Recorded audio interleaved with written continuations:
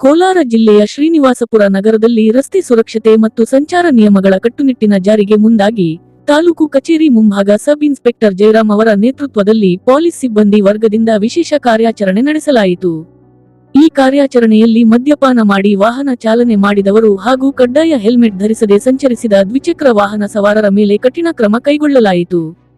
ನಗರದಲ್ಲಿ ಇತ್ತೀಚೆಗೆ ಅಪಘಾತಗಳ ಸಂಖ್ಯೆ ಹೆಚ್ಚುತ್ತಿರುವ ಹಿನ್ನೆಲೆಯಲ್ಲಿ ಸಾರ್ವಜನಿಕರ ಜೀವ ಮತ್ತು ಆಸ್ತಿಯ ರಕ್ಷಣೆಗಾಗಿ ಈ ತಪಾಸಣೆ ನಡೆಸಲಾಗಿದೆ ಎಂದು ಪೊಲೀಸರು ಮಾಹಿತಿ ನೀಡಿದ್ದಾರೆ.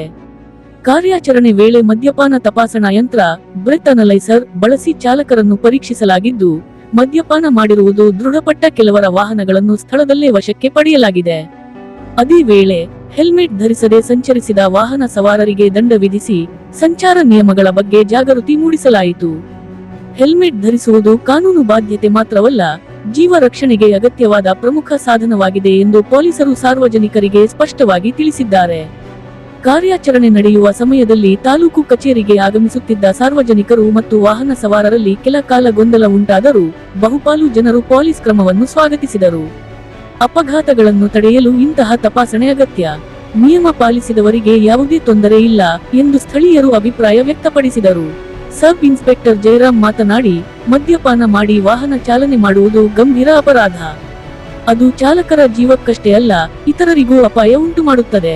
ಅದೇ ರೀತಿ ಹೆಲ್ಮೆಟ್ ಧರಿಸದೆ ಸಂಚರಿಸುವುದು ಅಪಘಾತದ ಸಂದರ್ಭದಲ್ಲಿ ಪ್ರಾಣಾಪಾಯಕ್ಕೆ ಕಾರಣವಾಗುತ್ತದೆ.